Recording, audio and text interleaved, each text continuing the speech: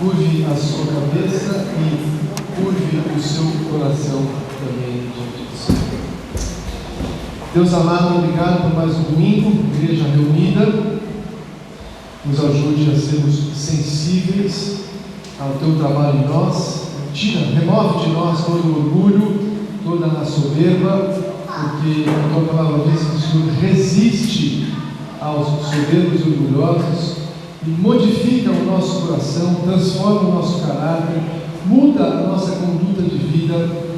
E, Senhor, nós estamos aqui humildemente prontos a sermos trabalhados pelo Senhor, ainda que doa em nós, ainda que nos incomode, ainda que nos faça sair da nossa zona de conforto.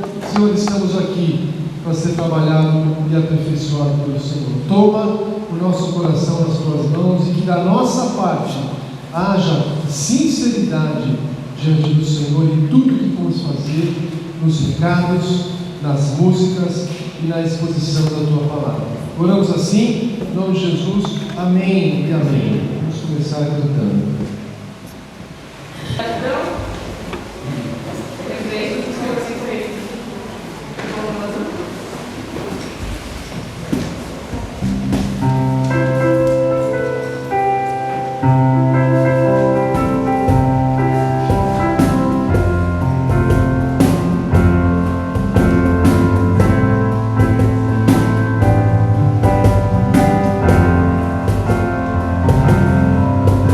Sobre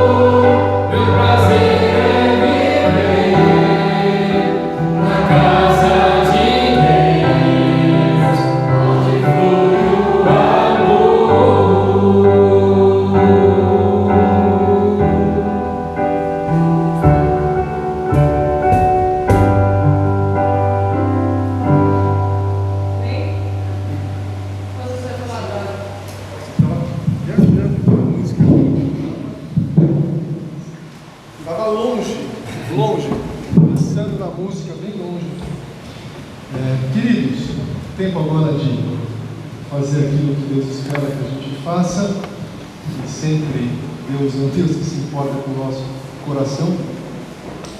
E que a gente possa entregar as ofertas a Ele. Via Pix, já sabe o caminho, ou aqui utilizando a cestinha de madeira ao lado. E o que vale mesmo é, de fato, sempre o nosso coração sincero nas mãos dele. Tá bom? Que a gente faça isso deliberadamente, de um coração generoso e sincero. Vamos acompanhar a última música.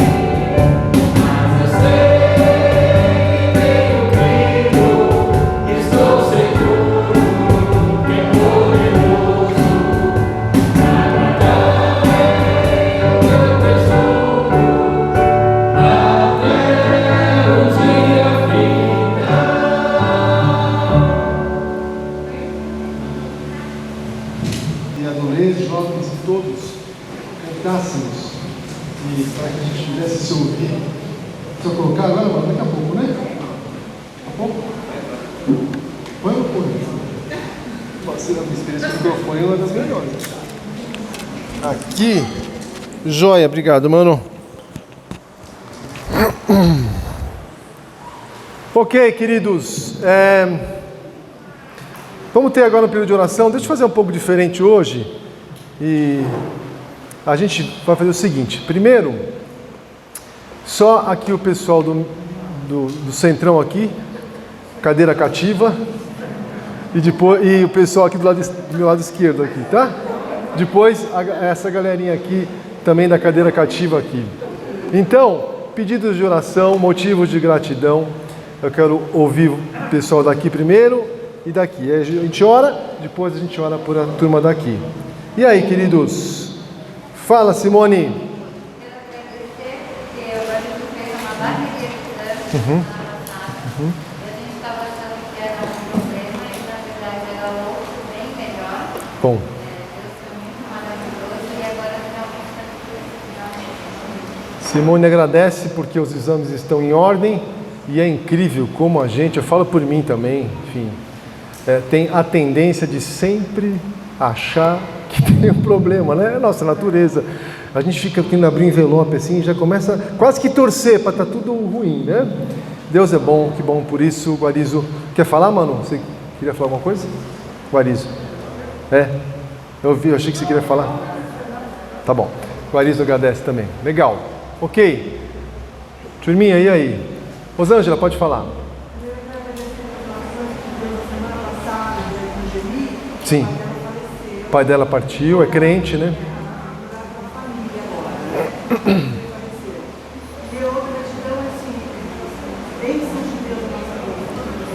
Legal. Máximo.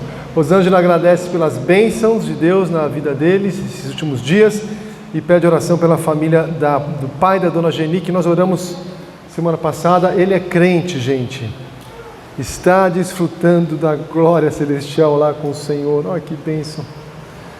Uma bênção demais. Mas orar pela família que com certeza está em dor aí e tudo mais. Tá bom. Ok. Aqui. Fala, Júlia. Eu tenho uma amiga, o nome dela é Aline. Ela Aline. é lá da igreja de São Paulo. Ela tem um problema de saúde e agora ela conseguiu um médico que finalmente vai conseguir operá-la. Aí que Deus possa conduzir todo. Ainda vai demorar um pouquinho, mas se Deus possa conduzir, acalentar o coração dela, porque ela tem sofrido. Sim. Orar pela Aline, por calma no coração dela, tá, linda? E amiga da Júlia, que Deus acalme o coração dela e encaminhe tudo em ordem. Vamos orar por isso, sim. Pode falar, Márcia. Orar pela minha mãe, problema auditivo, tá? O médico falou que ela perdeu totalmente a audição do lado esquerdo. E agora ela está falando mais ou menos do lado direito. Ok. A gente está orando para que ela Deus dê a direção do que fazer. Vamos orar pela mãe da Márcia, o ouvido. Deus trate ali, cuide. Ok. Mais alguém?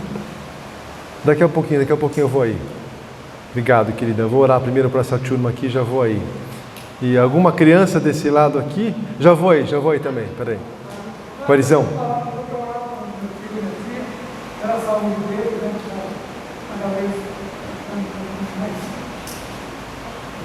Sim. Ok, orar pela saúde dos tios do Guarizo. Ok, tá bom, querido. Legal. Acho que eu vou fazer de todo mundo, pode ser? Acho que é mais fácil, tá bom. Carla, pode falar, querida, desculpa. Por quem? John. Sim.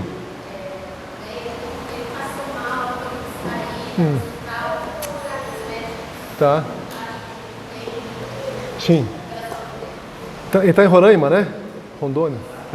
Orar pelo John, missionário, está lá servindo ao Senhor faz tempo e está em Roraima, numa aldeia, e passou mal, teve que ser deslocado. E passar mal aqui em Atibaia ou São Paulo, a gente se desloca, vai para o PS, né? Mas numa aldeia, enfim, é um trabalho muito mais hercúleo, difícil. Vamos orar pela saúde dele, pela vida do John. Pode falar, Tamara. Sim, orar pela Tabata e pelos estudantes que estão hoje fazendo a segunda fase do Enem. Bem lembrado, joia. Legal. Fala, Má, como é que está o nosso amigo lá, Até te pergunto. Hã? É.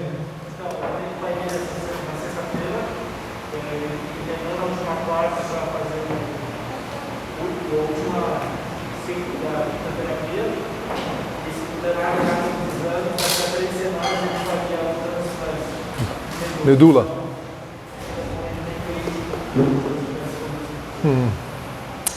Queridos, o Mateus é um jovem que o Maurício tem trazido sempre aqui para a gente lembrar dele, e ele talvez nem imagine que tem uma igreja orando por ele e que Deus ouve a oração do justo e é poderoso em curar o Mateus, assim como ouvi as nossas orações aqui. Vamos orar pelo Mateus, sim, e um transplante de medula, talvez daqui a algumas semanas, e orar por ele. Fala, dona Deise. Eu queria pedir para que eu consiga saudar os meus compromissos esse final de ano, porque está muito difícil. Eu estou com Sim. É compromisso em cima de coisa, Sim. coisa. A dona Daisy traz aqui um apelo que é de todos. Ela está pedindo oração porque está um pouco angustiada, aflita com tantos compromissos agora no final do ano, e a gente fica com o coração palpitante, né? Querendo fazer, às vezes com medo de não dar certo, mas orar pela dona Daisy diante de tantos compromissos no final do ano, que Deus acalme teu coração e lembre que nosso dia só tem 24 horas e Deus vai estar trabalhando em tudo isso. Tá bom, querida, vamos orar por isso, sim. Anotou, linda? Alguma criança? Fala, Belzinha. Oração pelo vovô José, vocês já sabem, deu uma piorada, infelizmente, esses últimos dias, está mais ausente ainda. Orar por ele, legal. Ok, fala, linda. Sim. A gente orar pela cirurgia da minha cunhada, a Roberta, e apareceu algo no ouvido dela agora. Enfim, a gente acha que não é coisa boa aqui, mas a gente, enfim, vai ser submetido a uma cirurgia bem delicada agora no sábado, toda essa região aqui, e, enfim, orar pela cirurgia e pela conversão dela. Ok, tá bom. Mais alguém, queridos? Senão a minha digníssima tá. Ainda bem que você não cata milho, que nem eu, né? Escreve rapidinho. Eu até escrevo rápido, mas depois tem que ir do Google Tradutor. Sim. Tum, tum.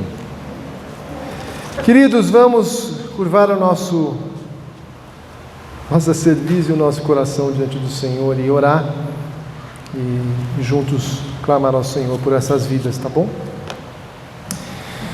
Deus amado, nós queremos colocar os exames e agradecer pelo resultado dos exames na vida do Guarizo. Obrigado pelo teu amor por ele e livramento. Obrigado pelo teu cuidado com ele. Pedimos pela saúde dos tios, que eles têm cuidado há tanto tempo, que o Senhor possa dar para eles força, energia, renovação, para poder lidar com os desafios diários que eles têm com os tios. Pedimos pela família da Geni, em que o pai partiu, e pedimos para que o Senhor cuide de todos e derrame o teu consolo ali também. Deus, obrigado pelas bênçãos em que a Rosângela reconhece que o Senhor tem feito e trabalhado ali nos últimos dias na vida dela. Pedimos pela amiga da Júlia, a Aline, que o Senhor acalme o coração dela e prepare o coração dela e mostre a ela o teu cuidado. Pedimos também pelo coração da dona Daisy diante de tantos compromissos no final do ano, que o Senhor dê bastante calma, mas ao mesmo tempo bastante sabedoria para poder de maneira prática distinguir aquilo que é possível fazer e aquilo que não é possível. Dê a ela sabedoria e discernimento. Pedimos pela mãe da Márcia, o seu problema auditivo, que o Senhor também derrame graça sobre graça na vida da mãe da Márcia ali, Senhor. Deus, colocamos a vida do John, missionário na aldeia. Deus, a nossa oração é que o Senhor providencie os médicos e todo o socorro necessário para esse homem de Deus e experimentar e perceber ali o teu cuidado de maneira muito presente. Colocamos a vida da Tabata e os outros estudantes que estão fazendo o Enem, que o Senhor especialmente dê calma a Tabata e dê a ela certeza de que o Senhor está conduzindo durante a prova.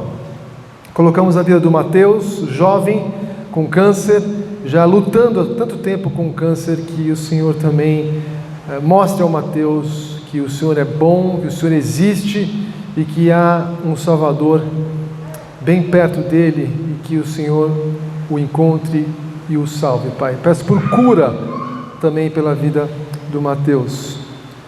E pedimos pelo meu sogro e a minha cunhada que o Senhor manifeste o teu poder cuidando deles na área da saúde. Oramos assim, em nome de Jesus. Amém. Amém. Antes de falar com as crianças, eu queria só... Ah, não, na verdade não, vai, senão as crianças ficam... Vamos chamá-las aqui, ó, fazer uma coisa diferente hoje, tá?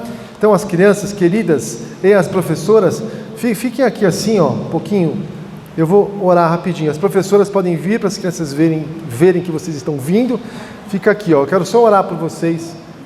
E aí, muito bom. Essa é a geração de crianças que Deus está dando à nossa igreja. E queria que você, da onde está, se você consegue, olhasse para cada uma delas e tentar olhar como Jesus olhava para as crianças, com profundo interesse e carinho. E que talvez alguns de nós olhássemos para as crianças com o interesse de, quem sabe, entre um lanche e outro, entre um pão de queijo e outro, se abaixar e dizer para essa criança que Jesus a ama. E discipular essas crianças todos os domingos. Mas eu queria orar por vocês, crianças e teachers também, professoras. Vamos orar.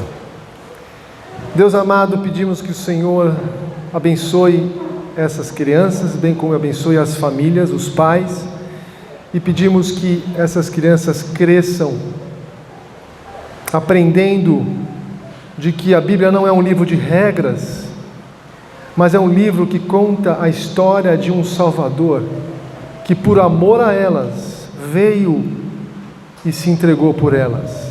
E que elas, ao compreenderem isso, elas se rendam a Jesus e aprendam a andar fielmente como Jesus. Pedimos que o Senhor abençoe também as professoras e continue dando elas ânimo e disposição para te servir aqui, Pai. Oramos em nome de Jesus. Amém. E amém. Joia, gostoso. 11h15, 13. Queridos, eu quero deixar os avisos para... Hoje eu não estou me entendendo muito bem com esse microfone aqui. Não sei que ele está de mal comigo hoje. Queridos, recados importantes aqui, tá? Vamos entrar no mês de dezembro. E semana que vem o pastor Pedro está voltando. E aí eu estou colocando aqui alguns recados importantes para nós.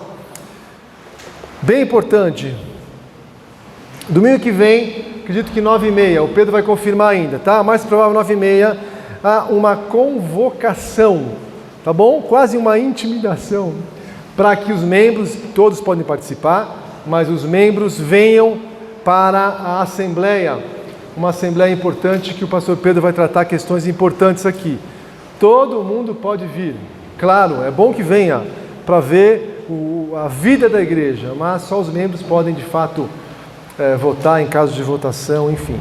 Então, dia 5, domingo que vem, não haverá IBD e haverá assembleia que o Pedro vai definir e mandar para nós no grupo.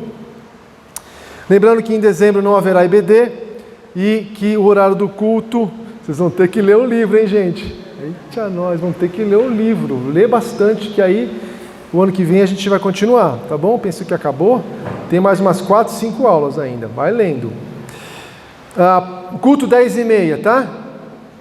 10h30, coloquei um par. 10h30. No próximo sábado, dia 4, vai ter uma festança, um encontro aí, que eu e o Pedro vamos sentar para ter uma reunião do que é que a gente vai inventar para fazer com os adolescentes e os jovens, tá?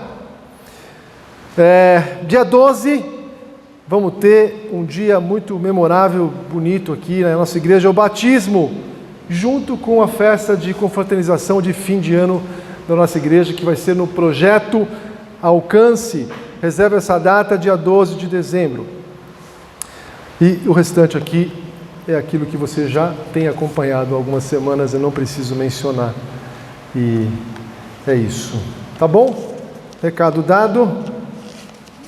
Filhão. Aí.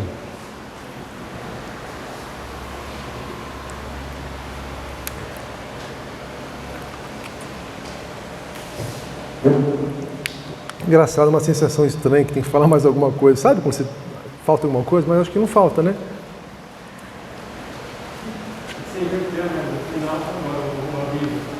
Não, eu não tenho. Eu sempre dou o recado antes do culto. Mas não sei, acho que por causa das criancinhas aqui. Tá bom. Só impressão mesmo, sensação.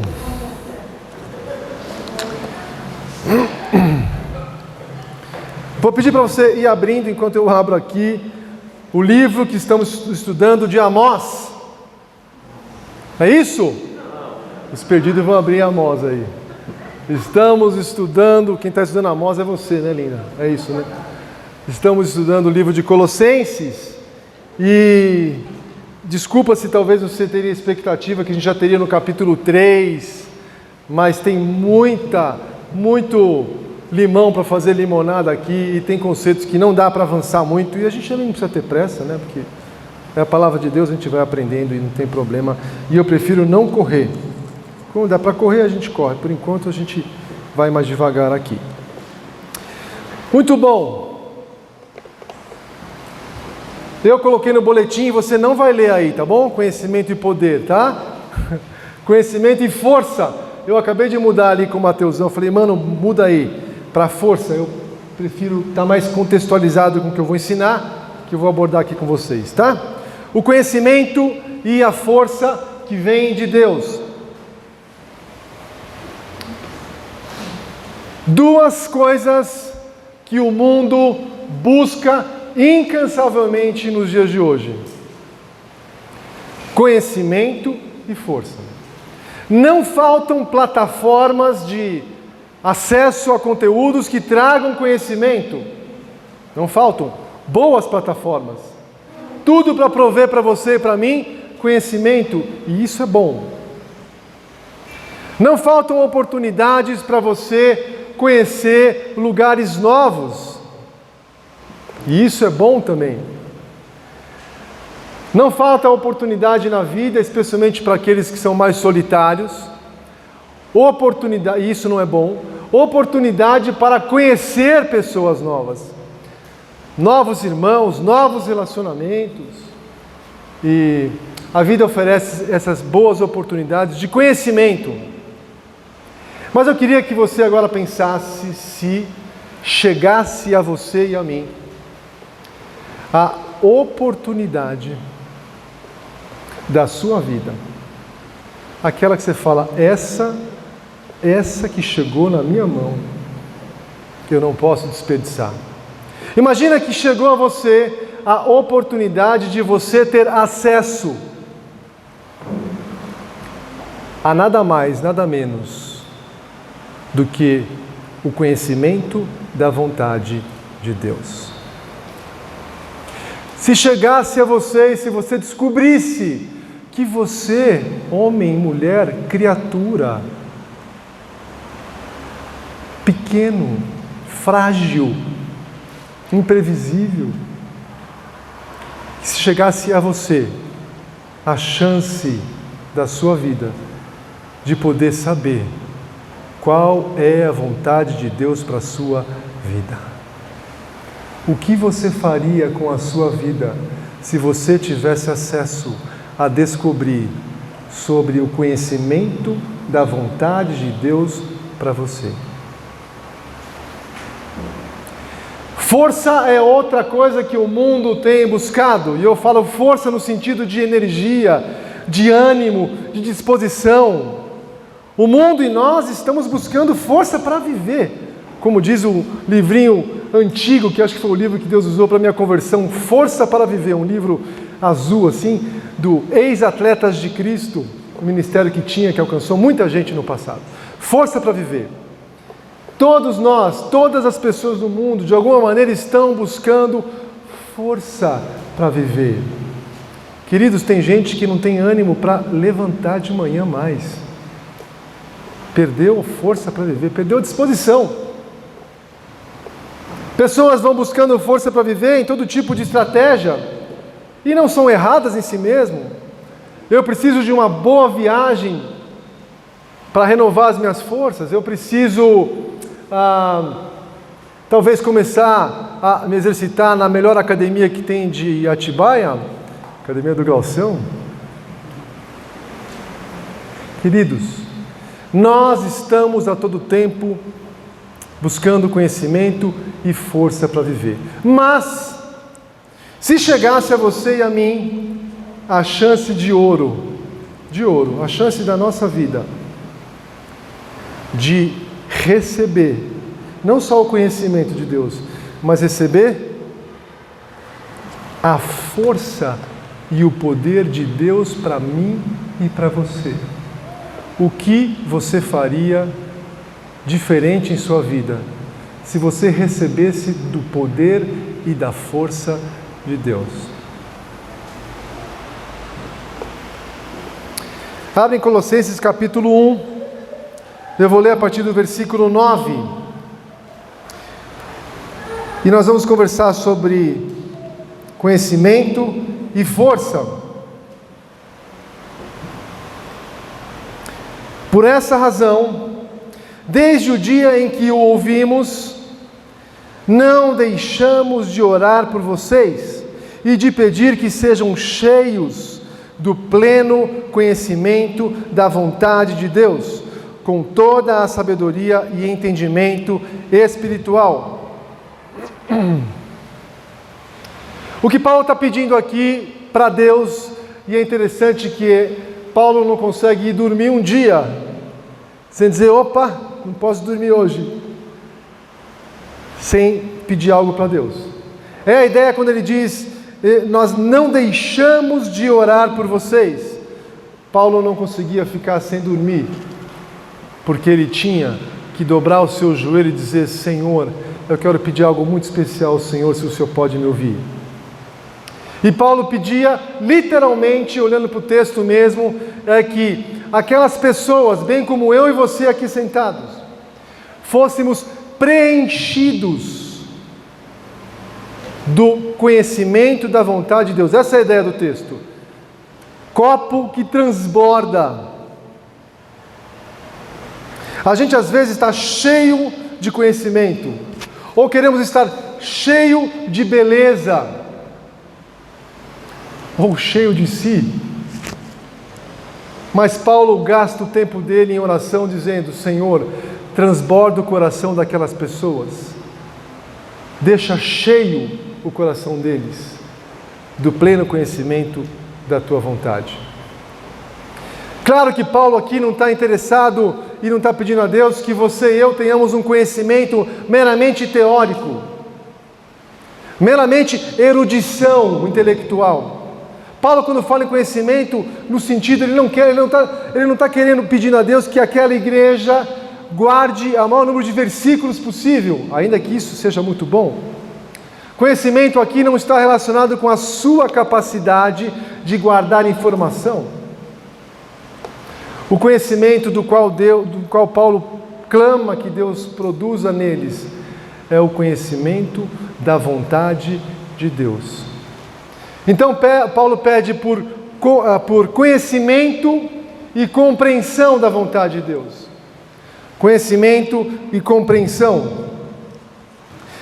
Interessante dizer que parece que aqui há um abismo, ou é mais ou menos como aquela, acho isso meio impossível de acontecer, mas vamos pensar aqui,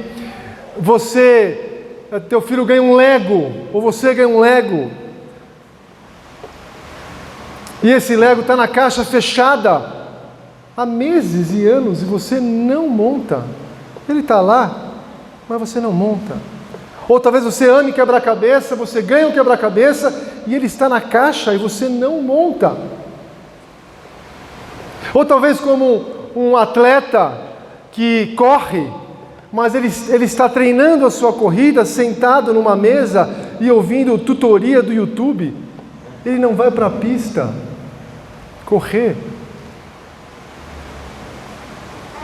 Ou talvez como uma ponte que precisa ser reconstruída, e você olha, tem cimento, areia, brita, vergalhão, tem ferro, tem tudo ali para ser construído, mas ninguém põe a mão na massa e constrói a ponte. De um lado, temos aqui o conhecimento da vontade de Deus revelado para mim e para você na palavra dele. E parece que entre esse platô aqui, há o conhecimento da palavra de Deus acessível a mim e a você, mas entre o conhecimento aqui e a vida do outro lado parece muitas vezes haver um abismo.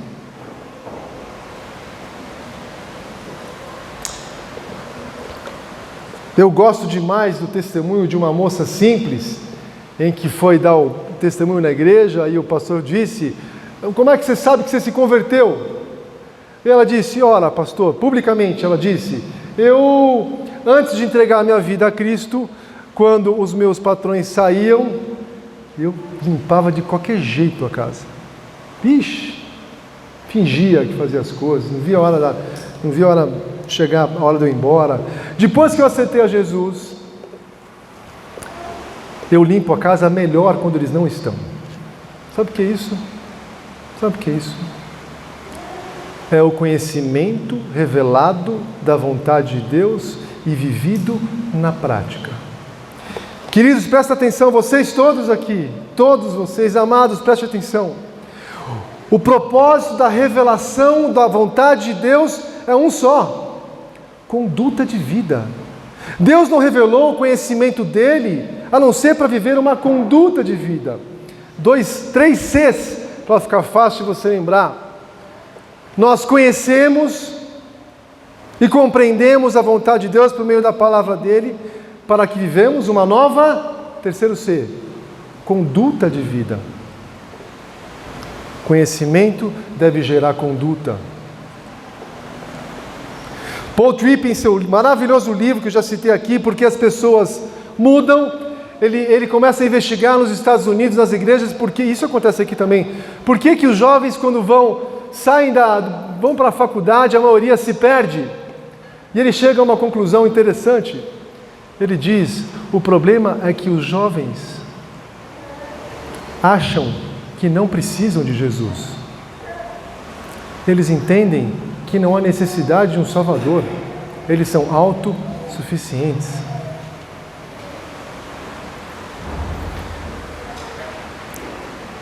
Queridos, o conhecimento da vontade de Deus deve trazer para nós conduta. E eu quero hoje fazer algo diferente aqui. Queria trazer implicações práticas. E antes da gente colocar o slide na tela, eu queria que você, todos que estão aqui, pensassem quais são, acho que é mais fácil falar quais são, considerando o final do ano, dona Deise. Quais são as escolhas que você tem que fazer na sua vida? As próximas escolhas. Tenta pensar naquelas que são mais difíceis, sabe? Alguma decisão que você tem que tomar, talvez pensando no ano que vem, ou nos próximos anos, ou uma decisão para hoje, uma escolha que você tem que fazer essa semana. Todos vocês, pensem nisso. Vai pensando aí enquanto o Mateus põe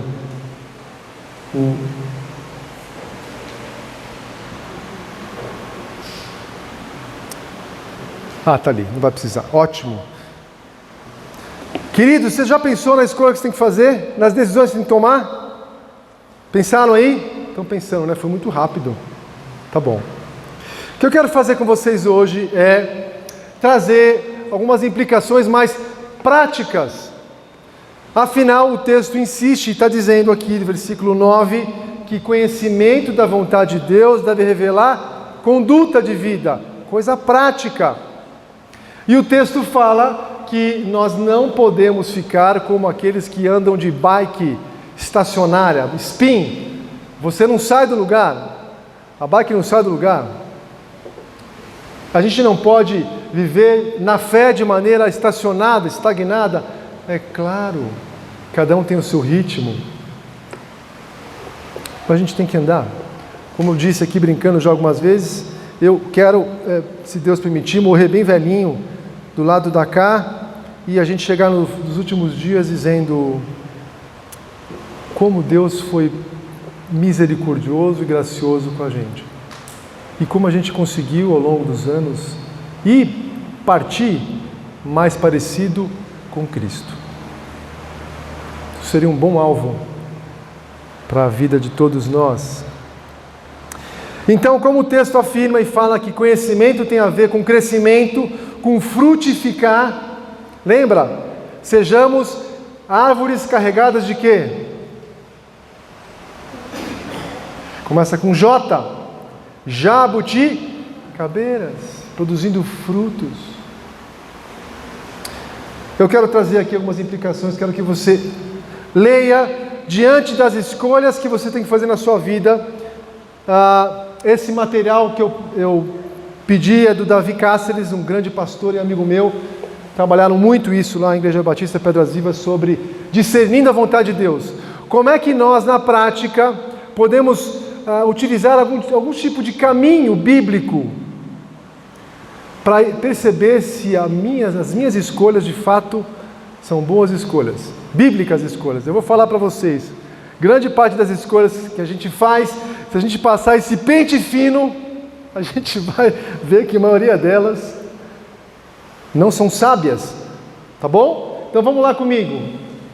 Se eu estou diante de uma escolha, mas eu quero fazer a minha vontade, as ponderações que eu faço, não é que você levanta um checklist e você faz, não, você faz isso aonde? Aqui, ó, na cachola. Você vai pensando nisso. O que é melhor para mim nessa situação? O que é melhor para mim nessa situação? Quais das possibilidades me daria mais retorno, me faria ganhar mais? Queridos, claro que essa não é uma pergunta errada em si. O problema é quando eu coloco isso como a coisa mais importante da minha vida. Quais benefícios essa decisão me trará? De novo, em si, essa não é uma pergunta errada, mas precisa tomar cuidado se alguns desses benefícios podem trazer prejuízos sérios para a minha fé ou para a minha família. Quarta, que vantagens eu terei? Quais das possibilidades me dariam mais retorno? De novo? Como? Não, a culpa foi minha, tudo bem. Eu acho que é para vocês pensarem bastante mesmo nessas questões. Reforçar, depois tirar foto, tudo. A próxima. Então, há uma distinção muito clara, né? Entre buscar a minha vontade e buscar a vontade de Deus. E aí, queridos, que a gente de fato seja bastante honesto, não só em pensar nessas perguntas, eu posso mandar depois para vocês, mas em depois de corajosamente fazer essas perguntas, eu vou falar, agora eu dancei, agora eu vou ter que fazer algumas mudanças, talvez, tá bom? As perguntas devem primeiramente me levar a pensar naquilo que as Escrituras ensinam e qual o modelo de Cristo para essa decisão. Ensine os seus filhos desde pequenininho, eles têm que fazer uma escolha, uma decisão. Pega ele, põe ele do seu lado e pergunta, vamos ver o que a Bíblia diz sobre isso, vamos ver se isso te leva a ser mais parecido com Cristo. O que é que à luz das Escrituras eu devo fazer? Levante perguntas que te façam inclusive sondar o teu próprio coração e levantam suspeita diante da tua decisão. Não foram poucas as decisões que eu tomei erradas e algumas estapafúrdias. Sabe por quê? Eu não queria sondar meu coração. Não queria. Porque eu sabia que se eu fosse fazer como o Salmo Davi ensina, eu talvez não tomaria as decisões que eu tenho que tomar. Sondar o coração significa se colocar de maneira honesta diante de Deus. Falar, Senhor, eu estou com esses planos. Entende o que eu estou falando de sondar o coração? Ok, pode passar, mano, por favor. Então agora a gente começa o checklist das perguntas. Você está diante da sua escolha, mudar de cidade, mudar de país, mudar de igreja, não quero falar, pode. Começar um namoro, noivar, casar, abrir um novo braço para a filial da tua empresa, enfim, não sei, as decisões que você tem que tomar. Viajar para tal lugar, para não tal lugar, enfim, você tem as suas escolhas e decisões para fazer. E algumas delas têm implicações muito sérias, outras não tanto, tá? O que é que traria mais glória a Deus? Qual decisão traria mais glória ao Senhor? Qual decisão reflete melhor o ensino da Bíblia? Que escolha eu devo fazer e que decisão eu devo tomar que melhor se conforma com o padrão de Deus das Escrituras? Daniel, mas aí você está demais, eu não vou conseguir fazer nada. Essa é a ideia. Não é você não fazer nada, é você fazer aquilo que está mais alinhado ao quê? Ao conhecimento pleno do quê? Da vontade de Deus. 4. O que é melhor para os outros? Essa para quem tem irmãos é duro, hein? O que eu vou fazer ou escolher que é melhor para ele ou para ela, não para mim? Que decisão me coloca na posição de melhor servir a outros? Daniel, tá demais isso. Queridos, desculpa falar, mas esse é o padrão bíblico. Para quem que é? É para o mundo? Não, o mundo não tem o Espírito. Somos para nós que temos a Cristo. A Bíblia dá o conteúdo, o Espírito dá a capacitação. A Bíblia traz o conteúdo de mudança. O Espírito dá o quê? A capacitação. Ok? Pode passar, mano, por favor. Pode ir indo aí. Esse organograma é muito interessante e talvez deveria ficar fixado lá na porta do quarto, do seu quarto, ou do espelho, ou do carro. Você está para pensar nisso constantemente, tá? Então, o que eu estou para fazer é pecado? Porque se é pecado, você não faz, está fácil, ok? Simples. Mas se não é pecado, então vamos lá. Bom, se do lado direito, sim, se é pecado, não faça. Você já sabe que não é vontade de Deus. Se não, será que eu faria isso na presença de Jesus? Eu digo para alguns namorados que estão já namorando e talvez na fase mais próxima do casamento. Quando vocês estão sozinhos namorando, o que vocês fazem sozinhos? Vocês fariam se tivesse Jesus Cristo aqui sentado no sofá com vocês? Aí eles falam, claro que não. Aí eu digo, sabia que Ele está? Ele está? Queridos, eu quero que você, diante das suas escolhas e decisões que você tem, eu quero que você fique pensando, tá? Naquilo que você tem para fazer. Segundo, glorificaria a Deus? Seria capaz de interromper? Isso é muito interessante. Às vezes a gente faz escolhas que a gente fica preso, totalmente preso, a gente não consegue mais interromper esse projeto. Então avalia se aquilo que você quer fazer talvez te deixe preso de uma maneira que você não pode sair. Ok? Os textos bíblicos estão lá. Convém que eu faça? Às vezes não é uma questão de pecado, gente, é uma questão de conveniência. Será que convém eu fazer isso? Outros serão edificados. Me distancia da idolatria e impureza. Seria escândalo para irmãos? Eu sei que é um monte de pergunta, né? Mas queria que você se detesse, talvez pensasse em uma ou outra que fosse mais forte para você, que você se identificou diante das escolhas que você tem que fazer. Conhecer a Deus significa uma nova conduta de vida. Nova conduta de vida significa você fazer escolhas sábias na sua vida. Posso garantir para você que se você passar esse filtro, que é um filtro bem fininho, sabe? É como se fosse aquele funil. É funil, na verdade, não é filtro. Primeiro vamos fazer o filtro, depois o funil. Bem fininho, você coloca todas as escolhas que você tem que fazer ali dentro. Todas as escolhas.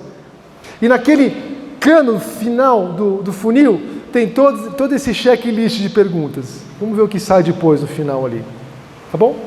Posso passar para vocês depois se vocês quiserem. Ok. Então pensando nisso, pensando de que conhecer a Deus significa uma nova conduta de vida, e que a gente tem que frutificar e não ser cristão estacionado na fé, esquentando o banco há anos esquentando o banco, limpando o banco de igreja. Deus não quer isso para nós. Deus quer que a gente seja árvores carregadas de jabuticaba. E olhando essas perguntas que nos ajudam, eu queria partir para a segunda parte da oração, parte final do nosso tempo aqui. Se Paulo pede que eles sejam preenchidos, transbordados de conhecimento da vontade de Deus, eu posso afirmar para vocês que a informação mais preciosa que você e eu precisamos na vida é saber a vontade de Deus para nós. Eu posso afirmar para vocês, sem medo de errar, que fazer a vontade de Deus é a melhor coisa que você pode fazer em sua vida. Não pegue atalhos. Não existe atalhos para fazer a vontade de Deus. A vontade de Deus está revelada nas Escrituras. Se você tem dúvidas, me procura. Procura o pastor Pedro. Se você é adolescente, tem dúvidas sobre escolhas, procura um jovem mais velho, mais maduro para conversar. Não há atalhos para fazer a vontade de Deus. Toda vez que você pegar atalhos, você vai se machucar bastante. Adão e Eva pegaram atalhos, sofreram. A história bíblica está cheia de exemplos de homens e mulheres que desprezaram a vontade de Deus e sofreram muito. Quem lembra do jovem e bonito Sansão? Gente, presta atenção. Você e eu, com a palavra de Deus, temos todo o potencial para sermos grandes homens e mulheres de Deus. Ora bolas, não passe a sua vida cristã de maneira tímida, superficial, fraca. Tem muita coisa a fazer. Tem muita gente sofrendo perseguição. A gente precisa orar por essas pessoas. Tem gente passando necessidade. Tem pessoas que precisam ser exortadas e ensinadas. E a gente muitas vezes fica olhando para o nosso umbigo, para a nossa vida. E essa é uma luta nossa em casa. A gente ensinar aos nossos filhos que o mundo não é sobre nós. Sansão tinha todo o potencial de ser um grande homem de Deus,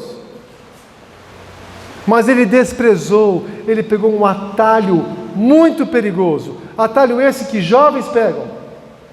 Os pais chegam diante dele e falam: Sansão, o que você tem na cabeça, filho?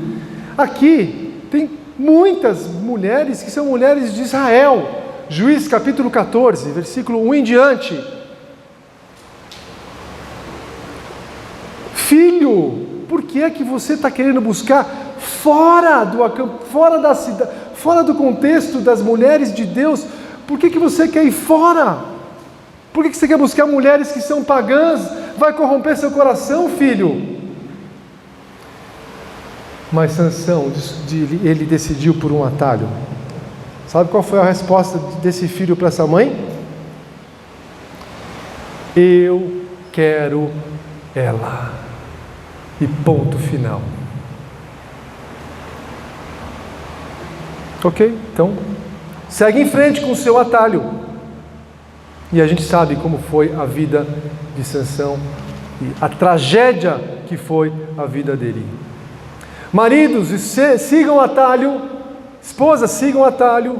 Jovens, adolescentes, homens e mulheres mais velhas, sigam o atalho. E nós vamos perceber no buraco que a gente vai chegar. Não sigamos atalhos. A palavra de Deus é clara. Obedeça, confie nela. Ela está toda revelada aqui.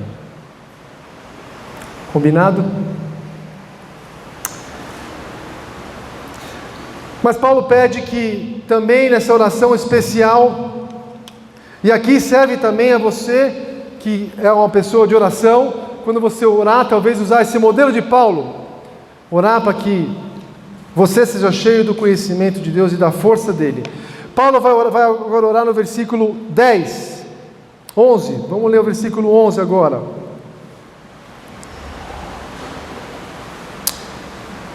Posso ler o 10 primeiro? Vamos lá, no 10. E isso para que vocês vivam de maneira digna do Senhor e em tudo possam agradá-lo, frutificando em toda boa obra, árvore carregada de jabuticabeira, crescendo-se no conhecimento de Deus, e agora, e sendo fortalecidos com todo o poder, de acordo com a força de sua glória. Gente, olha que texto forte. Paulo está dizendo o seguinte: a minha oração é que vocês, e nós aqui sentados, nós aqui, Não só sejamos preenchidos pelo conhecimento da vontade de Deus, mas que a gente seja fortalecido pelo poder e toda a força de Deus. Gente, isso é demais. Como vocês acham que uma esposa ou um marido consegue suportar dias terríveis no casamento? Como? Como vocês acham que uma mãe e um pai conseguem suportar a dor de ver um filho, como o Mateus, por exemplo, ou um outro filho, com uma doença que você não sabe se ele vai partir ou ficar? Como pode uma pessoa suportar sofrimento no ambiente de trabalho, pressão? Como pode alguém suportar, um jovem suportar pressão na faculdade? Como pode pessoas suportarem pressões familiares? Sabe como? Só pelo poder e toda força que vem de Deus. O poder e a força de Deus não nos deixa sucumbir, ela nos levanta. A gente só precisa estar em intimidade com Ele, se submeter a Ele, confiar nele, para que o poder dele venha sobre nós e nos encha de forças. É muito interessante quando pelo menos 2 grandes reis, governantes, se autodeclararam Deus. Nabucodonosor, quando se comparou a Deus, Deus fez ele se tornar o quê? Um bicho, um louco, babando. Eu acho que nem ornitorrinco seria parecido com o que aconteceu com ele. Um bicho com pelos, pastando. Sabe por quê? Porque ele se comparou com Deus. Atos 15, se eu não me engano, quando Cláudio, o imperador que estava perseguindo, uma iminente perseguição ali local, ele sobe no alto do seu palácio e diz: eu sou poderoso como Deus. O texto diz que Deus o fez dar o último suspiro. Morreu. Queridos, o texto diz que Deus é quem é a fonte de todo poder e força para nós. Nós não temos poder e força. Eu lembro da minha época antes de convertido, eu queria ficar fisicamente muito forte, não pela razão de saúde, para poder mostrar para os outros que eu era forte. Queridos, qualquer gripinha derruba a nossa força. Qualquer uma. O nosso poder e a nossa força vem de Deus, só dele. É interessante que essa ideia de força, toda a força, todo o poder de Deus, traz a ideia de que a força de Deus, comigo aqui, a força de Deus ela é sempre disponível. Já imaginou? Ter a força de Deus sempre disponível? A força de Deus, ela é contínua. Essa é a ideia do verbo quando diz, sendo fortalecidos pelo poder de Deus. Deus continuamente provê da sua força para nós. É uma força contínua. Qual o nome dessa primeira que eu falei mesmo? Contínua, qual foi a outra? Esqueci. Como? Disponível. Contínua, disponível e é uma força, por último, suficiente. É como um foguete que é lançado e que ele só é lançado porque embaixo ali há uma quantidade de energia gerada que consegue impulsionar aquele foguete. É o poder de Deus sobre as nossas vidas. É Ele que faz isso com a gente. A gente, quando consegue viajar, a gente vai visitar meu sogro e ali na praia onde ele está tem uma cachoeira muito divertida. Ela tem um pocinho em cima, tem uma cachoeira assim, uma cachoeira bem pequenininha, não é nem cachoeira aquilo, é uma quedinha d'água, aí tem um poço e aí tem uma cachoeira um pouco maior, também não é muito grande, mas dá para escorregar. E quando a gente vai, agora os filhos estão ficando mais velhos, já não acham muita graça, né? Mas tudo bem. Mas a gente consegue ainda levar, os menores vão. E a gente chega nesse local, e a gente já chegou em dias de seca, fica sem chover bastante tempo, mas sempre que a gente chegou lá, né, linda? Sempre tinha água disponível, suficiente, contínua para nós. E ali a gente faz um monte de coisinha. O Davi adora ficar pescando pitu. Pitu é camarão de água doce. Aí joga assim uns pãezinhos assim, e aí vai com aquela peneirinha, aí eles ficam bem embaixo das tocas e pega pitu para depois colocar no anzol para poder pegar, roubá-lo no mar, pescar. A gente brinca com as crianças de ficar ali. Eu e a Cá gostamos de ir num poço que tem mais ou menos uns 3 metros, acredito, e é um poço escuro assim, é um pocinho nesse poço grande. A gente fica brincando de afundar ali, e por fim a gente ama escorregar. É uma queda relativamente grande, mas não perigosa, mas dá para ir, escorregar. É uma delícia. É como a fonte do poder e da força de Deus para você e para mim. Água sempre disponível, contínua e suficiente. Você pode pensar que essa força, esse poder, ele vem para você para que você realize atos extraordinários na vida. Também, por que não? Mas não é o propósito no texto. Descubram comigo aqui. Por que é que Deus derrama sobre todos os crentes, submissos e confiantes nele, o poder e a força dele? Para quê? Me ajudem a pensar aqui. Vamos ler, versículo 11 de novo. Sendo fortalecidos com todo o poder, de acordo com a força da sua glória, para que tenham toda a perseverança e paciência com alegria. E aí, tá fácil, hein? 2 P's. Queridos, respondam para mim. Por que é que Deus, Ele derrama sobre nós o poder e a força dele? Para quê? Me falem. Perseverança e paciência. Para não esquecer jamais, tá? Primeira parte da oração. Paulo pede a Deus 2 Cs: conhecimento e compreensão da vontade de Deus. Segunda parte da oração, Paulo pede fortalecimento para eles, para que haja 2 P's na vida deles. O quê? Isso aí, paciência. Compreensão, olha só que legal, como uma cascata, compreensão e conhecimento e compreensão da vontade de Deus. Olha o terceiro C chegando. Leva a uma conduta de vida que agrada a Ele. Com isso, recebemos dele todo o poder e força para viver em perseverança e paciência. Se vocês esquecerem de tudo menos disso, já estou satisfeito. Deus revela o seu conhecimento e compreensão para que a gente viva uma nova conduta de vida. E assim, nessa espiral ascendente, nesse círculo virtuoso onde Deus está atuando em nós, Deus derrama o seu poder e força para que a gente viva em perseverança e paciência. Estou terminando o nosso tempo aqui. Primeiro eu queria falar sobre paciência, e paciência, olhando para o contexto,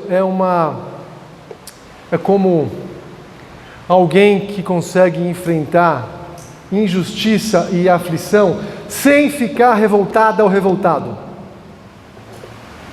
Paciência aqui significa uma mansa atitude de não se revoltar, se rebelar, nem com pessoas, nem com Deus, quando sofre algum tipo de injustiça ou aflição. Romanos capítulo 12, finalzinho, versículos 18 a 21, se eu não me engano, fala sobre isso. Não se vinguem de quem faz mal a vocês. Não se vinguem. Não paguem na mesma moeda. Deus é justo juiz. Está observando todas as coisas. Não pague o mal com o mal, mas vença o mal com o bem. A paciência para vencer o mal com o bem. Mas eu queria falar um pouquinho mais sobre perseverança. Se perseverança, comigo aqui, queridos, se perseverança é um fruto do poder e da força de Deus, como a perseverança pode afetar o seu dia a dia, a minha semana? E a perseverança aqui traz duas imagens, duas representações. A primeira delas é de um corredor que se recusa a parar a corrida, porque deseja vencer a corrida. Essa é a ideia de perseverança no texto aqui. É como um corredor que se recusa a parar, mesmo machucado, mesmo exausto, porque ele que deseja terminar a corrida. Essa é a ideia de perseverança. Olimpíadas de Atenas 2004, maratona, Vanderlei Cordeiro de Lima. Quem não lembra do nosso maratonista brasileiro brilhante? Eu estava assistindo ao vivo aquela competição. Como eu fiquei com raiva aquele dia. Todo brasileiro ficou com raiva aquele dia. E ele na frente, cansado, exausto, você via no rosto dele, maratonista no final de prova, é só pele e osso. Já gastou toda a proteína muscular, já não tem mais nada. Está acabando a prova, está dando tudo de si, em primeiro lugar. E aí aparece um maluco, um irlandês maluco, que sai ali daquele corredor lateral e pula em cima do Vanderlei Cordeiro de Lima. E vocês podem imaginar alguém esgotado fisicamente receber um outro corpo em cima de você. E ele, acho que ele até cai no chão ali, né? O cara derruba ele. E como é bonito ver o Vanderlei Cordeiro de Lima se desvencilhando daquele homem que o atrapalhou e continuar a corrida, se recusando a parar. A pena é que dois competidores passaram na frente dele e ele não chegou em primeiro. Ele pegou bronze, mas ele recebeu a única condecoração que um latino-americano já recebeu em toda a história das Olimpíadas. Ele foi condecorado com a medalha de Pierre de Coubertin, uma medalha com a ideia de honra ao esforço, ao cunho humanitário esportivo. Queridos, a vida com Deus é assim muitas vezes. Tem semanas que dá vontade de parar. Tem semanas que aparece irlandês maluco no meio da nossa corrida para interromper a nossa corrida. Mas sabe de uma coisa? Nós temos à nossa disposição continuamente, suficientemente e totalmente disponível o poder e a força de Deus para continuar. Mas a palavra perseverança, além de ter essa imagem de um corredor que se recusa a parar, a palavra esperança tem a conotação aqui de alguém que não é covarde. Interessante, né?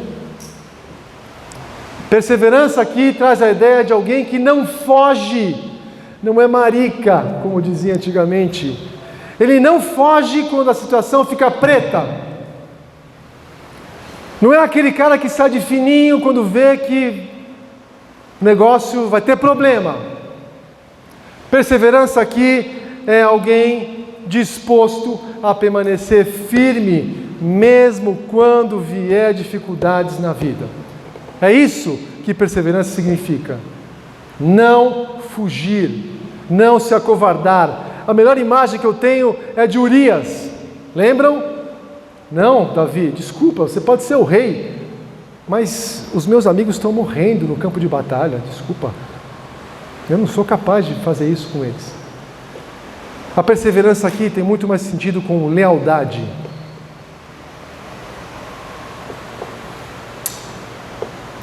Talvez um dos grandes exemplos na Bíblia dos heróis anônimos. Sabe quem são os heróis anônimos na Bíblia? são aqueles que a gente não conhece ou quase não lembra.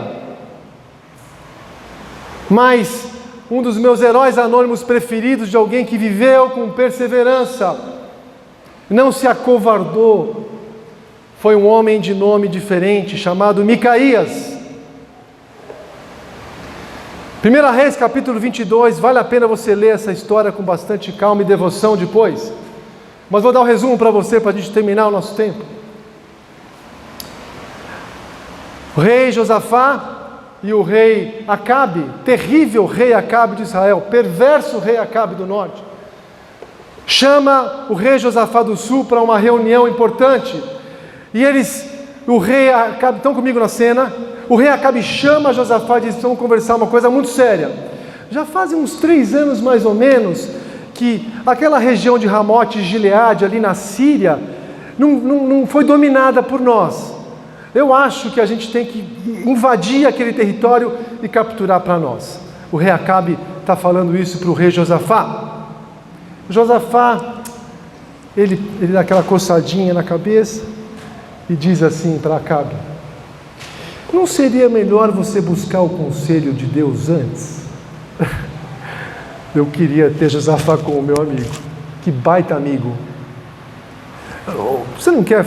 Aí Acabe, com um coração duro, perverso, diz: tá bom, então eu vou chamar. Aí ele chama quem? Ele chama os 400 profetas amiguinhos dele. Aí está o rei Josafá, o rei Acabe e os 400 homens, profetas, chegam diante de Acabe e Josafá e respondem: claro, Senhor, o Senhor tem que ir para a guerra, o Senhor vai arrebentar, vai ser super vitorioso, vai ser um sucesso. Aí o rei Josafá, que já estava meio desconfiado do rei Acabe, diz assim: será que não tem mais uma opinião para a gente pegar? Aí o rei Acabe diz: até tem, mas não estou afim de chamar esse cara não. Aí o Josafá falou: vamos chamar melhor, né? Mais uma opinião, né? É sempre bom. E aí, tá bom, eu vou chamar, mas esse profeta sempre diz contrariamente o que eu quero. Ele não gosta de mim, ele só fala as coisas que eu não gosto, mas vou chamar. E aí chega o jovem Micaías. E no corredor, Micaías já começa a sentir a pressão dos dois lados, porque os assessores do rei começam a buzinar no ouvido dele e dizer assim: o seguinte, você vai chegar lá, você vai estar diante dos 2 reis e 400 profetas. Você trate de falar aquilo que agrade o rei. Olha a pressão, a perseverança. E aí a primeira chapuletada de Micaías: eu vou falar para o rei aquilo que Deus mandar eu falar. Ponto. E aí, estão comigo na cena? Micaías chega, 400 homens diante de você. Você está lá diante de 400 pessoas. E os 2 reis mais importantes na sua frente. E aí o rei Acabe põe o dedo nos seus olhos e diz: fala, homem, se eu tenho que ir para lá ou não. A história é muito longa, eu só estou resumindo aqui. E no final das contas, Micaías diz: se o Senhor for, o Senhor será morto, e todo o exército sofrerá grandes prejuízos.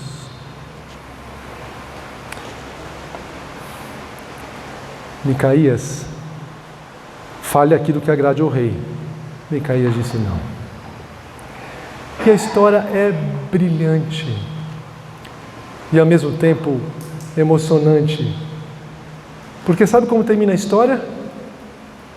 Um assessor do rei chega diante de você, diante de Micaías, e dá um tapa na cara de Micaías e diz: você vai para a prisão ficar a pão e água.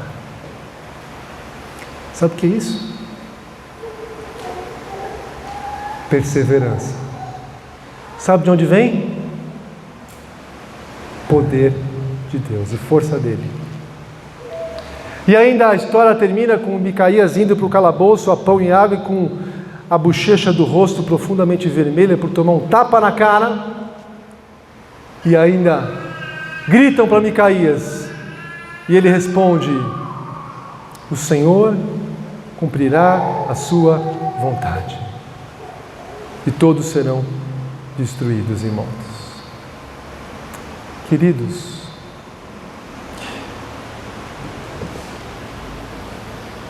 conhecimento pleno, transbordante de Deus, queridos, está aqui, por favor. Os nossos anos de vida estão passando. Está aqui, conhecimento acessível.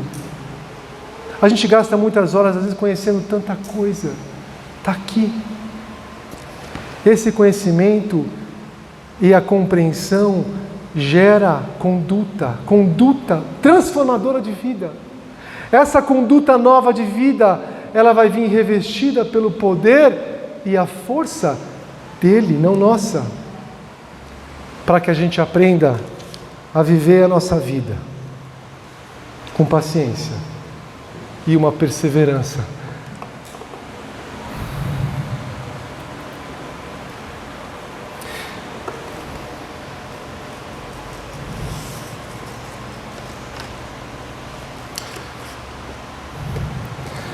Uma leal perseverança a Deus. Deus amado, nos ajuda, Senhor.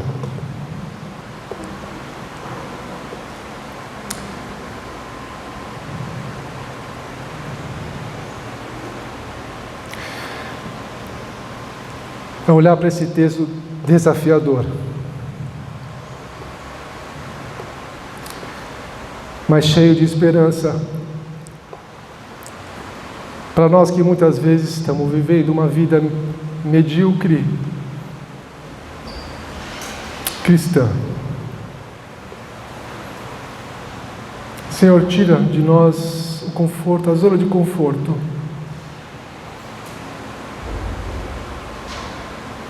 E Deus, transforma a nossa conduta de vida, porque o Senhor revelou todo o conhecimento da Tua vontade. E Deus, muito obrigado, porque em Ti e não em nós há toda a fonte de força suficiente e disponível e acessível a nós, para que vivamos com paciência e perseverança leal.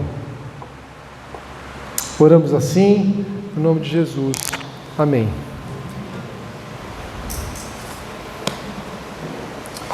Bom domingo a todos, queridos.